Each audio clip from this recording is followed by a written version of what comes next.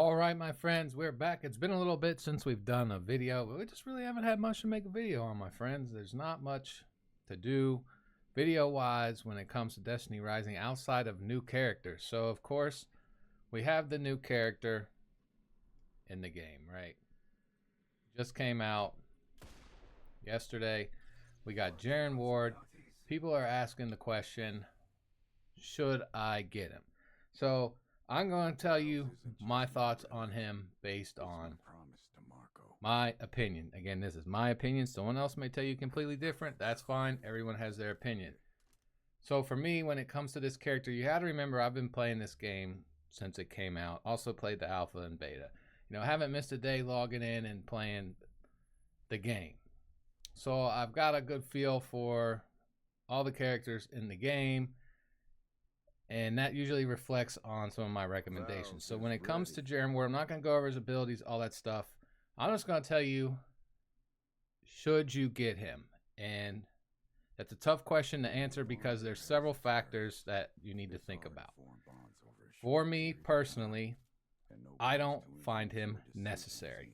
And here's why I don't find him necessary. Because if you look at my roster, right, I have a T6 Maru. I have a T6 Ning. I have a T6 Gwen. Right, the rest of them, Stella tier 4, tier 3, Tan, whatever. But here's my thing when it comes to Jaren.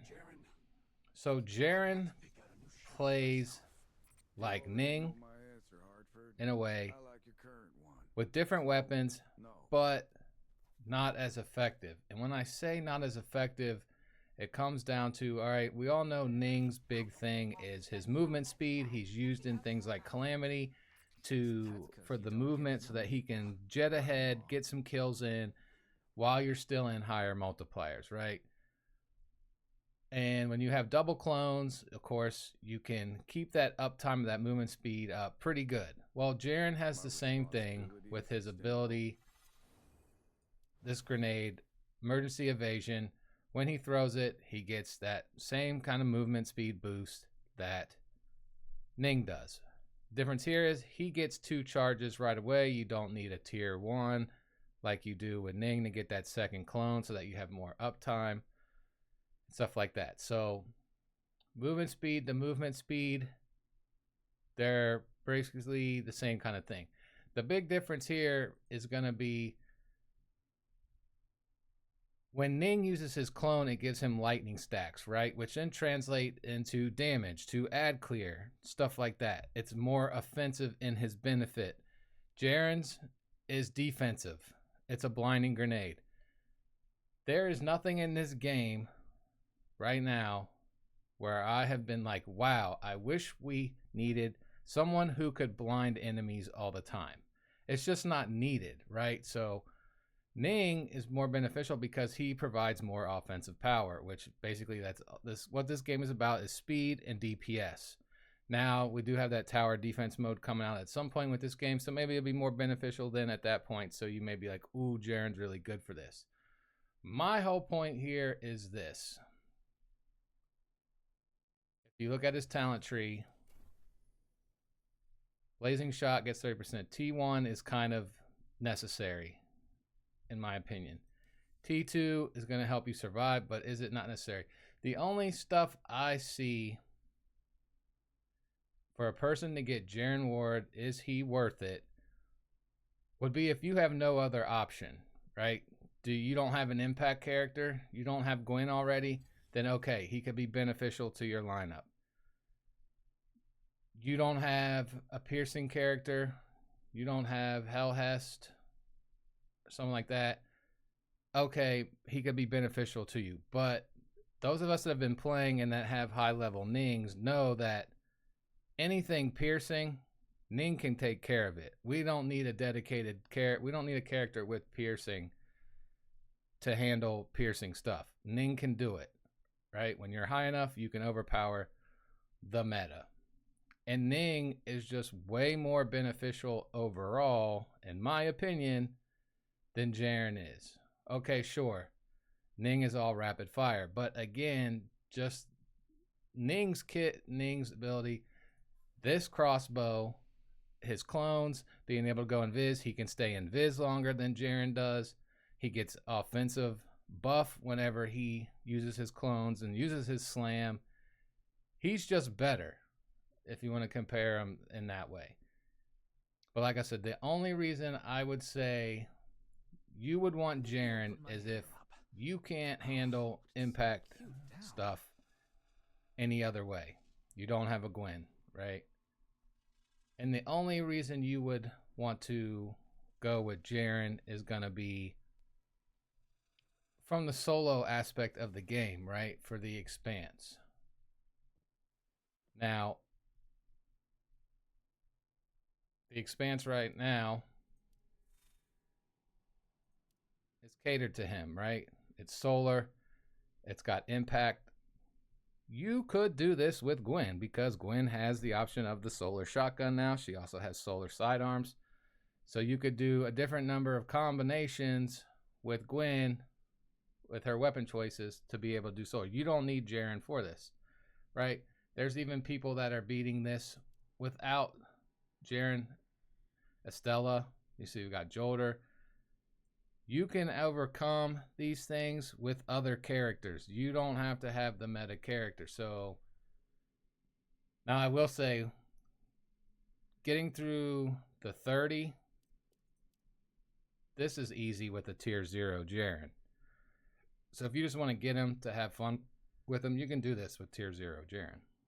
As long as you have him high enough power, this is easy. You can do this in the time crunch to get all the chests, whatever. The 30 to 40 though, don't be discouraged if you can't get past it because the enemies are super beefy. As you can see, I am stuck on 39 right now, and that's just my Jaren is not high enough power. Like, I can't put out enough damage on this stage 39 to get past it, which all comes down to just his power level that I have him at. I've got him at 73 450, and that stage 39 is crazy. The wizard, the shrieker, they just have insane amounts of health. Okay, so you really need to be up higher for this. Now, the other side with Maru, that was a different story because that was 10 times easier just because of her kit. Her kit ability allows her to just sit there, absorb damage, shoot cannonballs. But in the end, if you are just starting to play Destiny Rising here in the past month or so, and you don't have a character roster built up, kind of like I do, then sure, go for Jaren. He is great because, yes, he is a hybrid. He has piercing and impact. But those of us that have been playing for a while probably already have characters that make him pretty, and I'm going to say it, mid. I think he's mid. Granted, I don't have him at T6. His T6, from what I hear, is pretty nutty. But is this worth $300, $400, $500, whatever it's going to take you to get that to tier 6? Just to have that character to tier 6 to make him what he can do with his tier 6 when you already have a Ning tier 6, a Gwen tier 6. Not worth it in my opinion, my friends. So that's my opinion. He is fun. I will say that. He's fun to play with. But when you're looking at it from an aspect of how much it costs to level these characters up in this game, because we're not going to talk about that. It is crazy. But to each their own.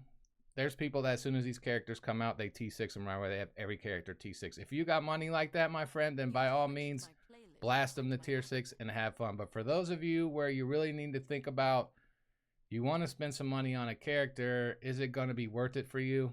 I only say it's worth it for you if you don't have some of these other characters. If you don't have a tier 6 Ning, you don't have a tier 6 Gwen, you don't have some kind of tier 6 piercing, then go for it. But if you got Ning, you got Gwen, maybe you got Hellhest, whatever, you really need to ask yourself, do you need to make them T6?